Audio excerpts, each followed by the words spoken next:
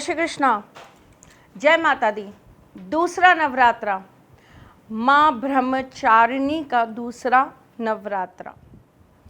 माँ ब्रह्मचारिणी नाम से ही पता लगता है कि माँ ब्रह्मचारिणी हमको संयम रखना सिखाती हैं, जीवन के अंदर त्याग करना सिखाती हैं, जीवन की छोटी छोटी चीज़ों को लेकर हमें खुश होना सिखाती हैं। अगर मैं आपको ये कहूँ कि आज के नवरात्रे के दिन हमें माँ के इस रूप से सीखना चाहिए कि औरत के अंदर सहन शक्ति कितनी होती है। एक औरत अगर अपनी पूरी शक्ति लगाकर किसी कार्य को करने पर आ जाए तो वो झोंपड़ी को महल और महल को स्वर्ग बना सकती है। एक औरत के अंदर त्याग करने की, हर एक चीज़ को त्याग करने की गजब की कैपेसिटी होती है और आज का नवरात्रा वही बताता है।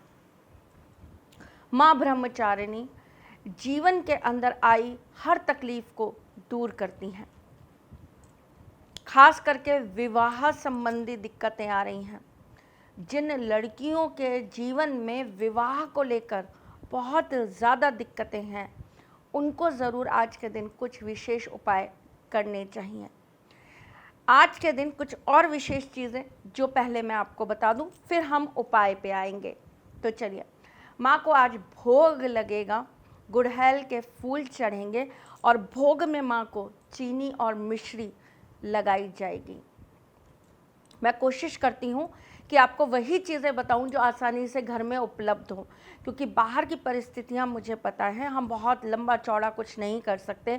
बाहर से मिठाइयाँ भी बहुत जगह पर नहीं आ रही हैं, लोग वहम भी बहुत कर रहे हैं। तो वही करिए जो आपके घर में उपलब्ध सामग्रियों से आप कर पाएँ। चीनी और मिश्री का भोग लगाइए, सबसे आसान है, सब घर में मिलता है और आज के दिन विशेष करके इस भोग से माँ प्रसन्न होती हैं। आज के दिन माँ की पूजा करते समय पीले रंग के वस्त्रों का आपको विशेष करके ध्यान रखना चाहिए। माँ को भी आज पीली चीज़ अर्पित कर सकते हैं, स्वयं भी पीले वस्त्र पहन सकते हैं। आसन लाल ही रखिए। एक चीज़ और ध्यान रखिएगा, माँ को तुलसी पत्र और दुर्वा नहीं चढ़ाई जाती है, तो गलती से भी ये दोनों चीज़ों का भोग माँ को मत लगाइएगा। हाँ, जब आप चीनी या मिश्री का भोग लगाएं तो उसके साथ में आप माँ को एक इलायची ज़रूर चढ़ा दीजिएगा। चलिए, आज के दिन माँ के दूसरे और तीसरे अध्याय का पाठ किया जाता है। आज के दिन माँ को प्रसन्न करने के लिए माँ के किसी भी मंत्र का 5 माला या 11 मालों का जाप ज़रूर करिएगा। आज के दिन आप अपने घर में बच्चों की जो कॉपी किताबें होती है ना, माँ सरस्वती का आशीर्वाद प्राप्त करने के लिए उनका पूजन ज़रूर करिएगा। साथ में उनको अच्छे से साफ़ करिएगा, थोड़ा सा गंगा जल उन पर छिड़किएगा और साथ ही साथ में अपने बच्चों से कहिएगा कि केसर का तिलक वो अपनी किताबों पर आज के दिन ज़रूर लगा दें।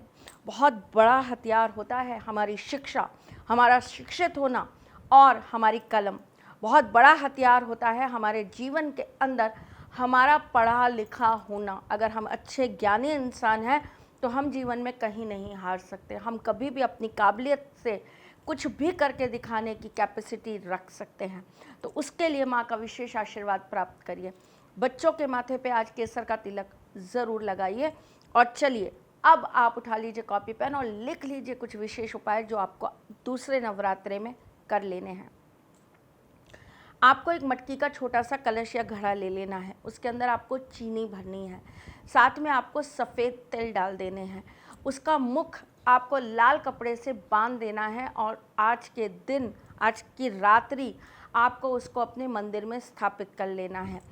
कल यानी कि तीसरे नवरात्रे पर आप जाकर किसी सुनसान जगह पर उसको गाड़ आइए। ऐसा करने से आपके वैवाहिक जीवन में जितनी भी दिक्कतें आ रही होंगी वो दूर हो जाएगी। उसमें मिश्री घुलने लगेगी, उसके अंदर जीवन के अंदर मिठास आने लगेगी और साथ ही साथ में आपके बच्चों के जीवन में जो दिक्कत आ रही है, मतलब उनकी पढ़ाई को लेकर, उनके कंसंट्रेशन को लेकर, उनकी पढ़ाई में से अगर उनका मन हट रहा है, वो गलत रास्ते पे जा रहे हैं, उनकी संगति अच्छी नहीं है, ऐसा कुछ है, तो उसके लिए भी आप ये उपाय कर सकते हैं।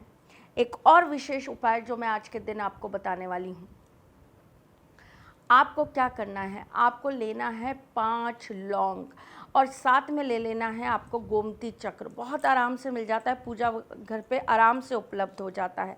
दोनों चीज़ों को साथ में लेकर किसी काले कपड़े में बांध लीजिए। अगर काला कपड़ा उपलब्ध ना हो तो आप किसी छोटी सी डिब्बी के अंदर उसको रख दीजिए। तत्पश्चात उसको अच्छी से मोली से बांध दीजिए। मोली से बांधने के बाद आप माँ भगवती के किसी भी मंत्र का जाप कर लीजिए। 108 बार आपको इस मंत्र का जाप करना है और आपको ले जाके शिव जी के मंदिर में ये पोटली या ये डिब्बी चढ़ानी है। ऐसा करने से आपके जीवन के सारे कष्ट दूर हो जाते हैं। आपने अमरबेल मैंने आपको पिछली बार बताई थी, शायद आपको पता होगा या नहीं पता है तो गूगल कर लीजिए।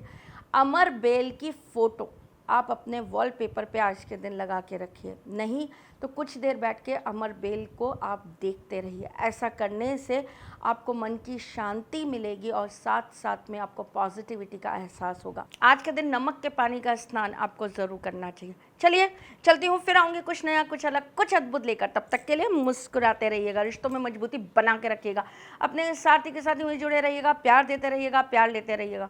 ख्याल रखिएगा अपना भी और उनका भी जिनसे आप प्यार करते हैं। हम फिर मिलेंगे बहुत जल्द, तब तक के लिए जय श्री कृष्ण। सारथी माँ त्रिशला ज्योतिष के क्षेत्र में विश्व विख्यात नाम है। ज्योतिष शास्त्र में पीएचडी माँ त्रिशला पिछले 22 वर्षों से ज्योतिष की सभी परंपरागत विधाओं के साथ साथ अनेक दुर्लभ गुण विधाओं जैसे परछाई एवं नव्स के अध्ययन से अपनी सटीक भविष्यवाणी और पूर्वानुमान के लिए विख्यात हैं। अपने उपायों द्वारा लाखों लोगों का जीवन संवार चुकी माँ त्रिशला लगातार 2016 से ज्योतिष विभूषण अवार्ड प्राप्त कर रही हैं। साल 2018 में उन्हें उत्तराखंड के मुख्यमंत्री त्रिवेंद्र सिंह रावत ने ज्योतिष विभूषण अवार्ड से सम्मानित किया था और साल 2016 में उन्हें राजस्थान में बेस्ट एस्ट्रोलॉजर के अवार्ड से नवाजा जा चुका है।